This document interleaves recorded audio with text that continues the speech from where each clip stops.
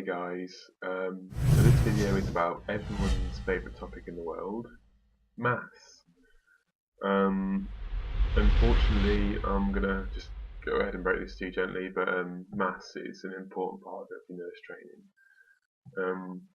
Every year you test on your maths in the form of an exam, and obviously to progress through the next stage of your training, you need to pass that exam.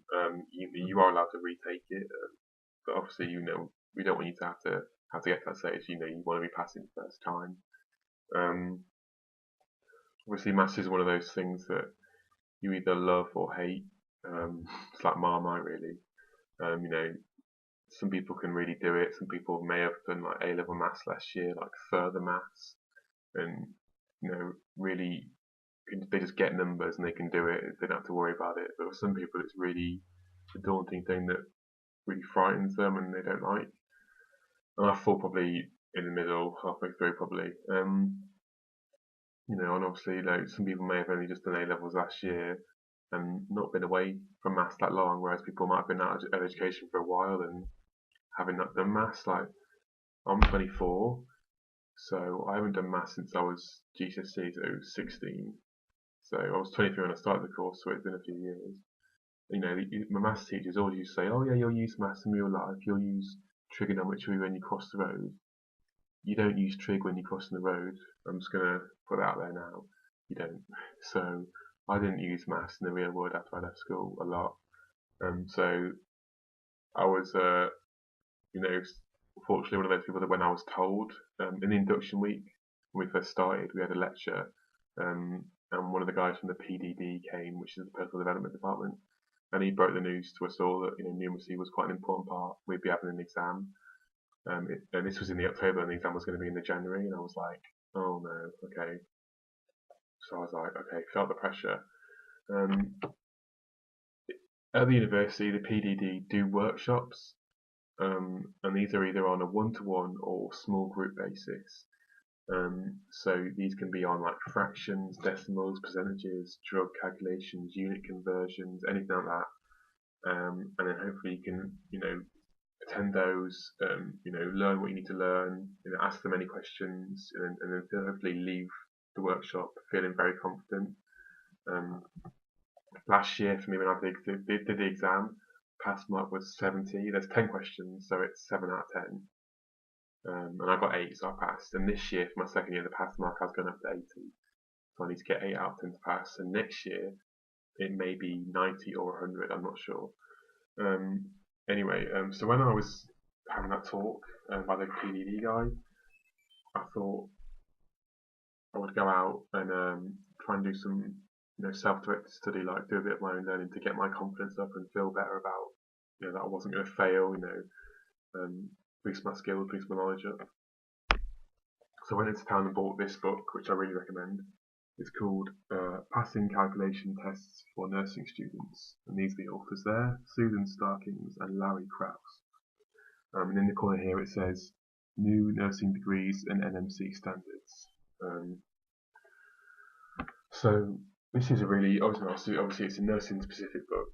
So there's chapters on essential numeracy, so there's like fractions, decimal percentages, there's unit conversions, there's stuff to do with drug calculations, IV, fluid balance, all that sort of stuff.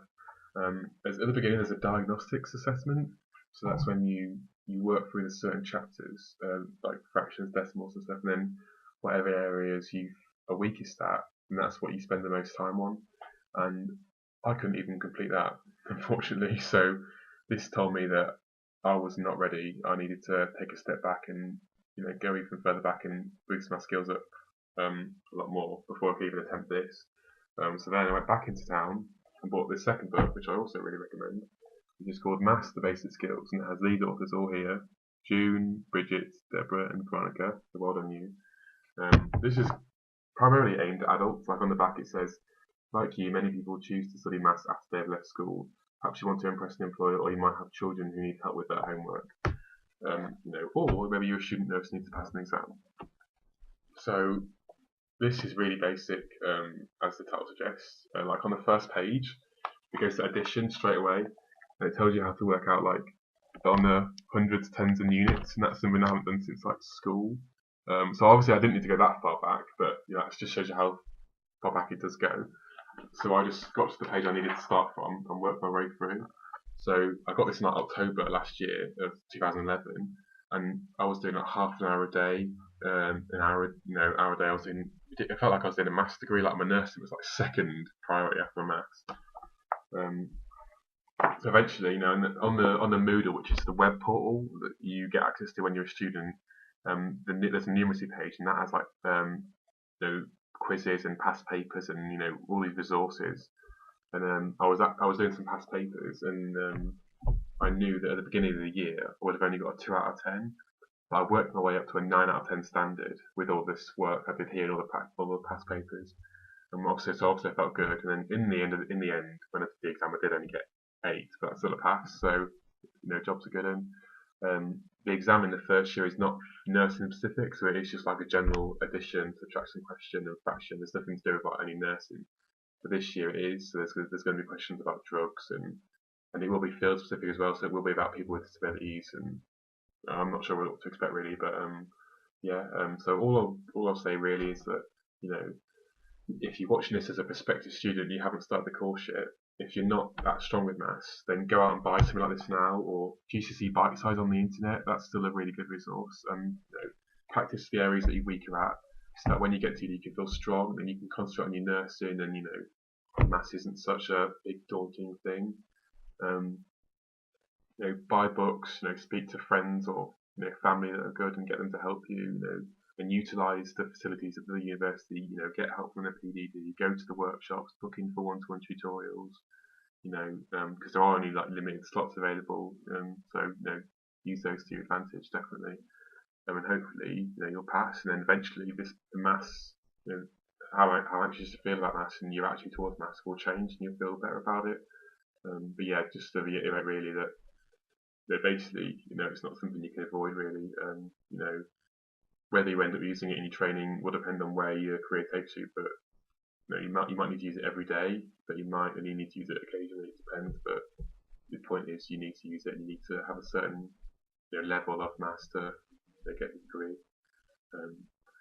So yeah, just there are more books. You'll see thousands out there in shops or Amazon, eBay, and in shops like Waterstones in town. But I just picked these two by chance, and I'm really happy with them both. So I'm more than happy to recommend them to you. And I will be.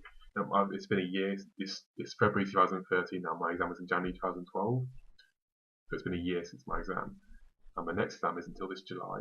It's a while away, and I haven't really kept up on it myself, unfortunately. So I'm going to have to go back again and do all over really. Not from the beginning, but I'm a little retweak on decimals, fractions, percentages, and then I should be fine.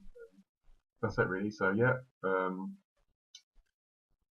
maths is important, guys. Unfortunately, so I'll leave it at that. So bye.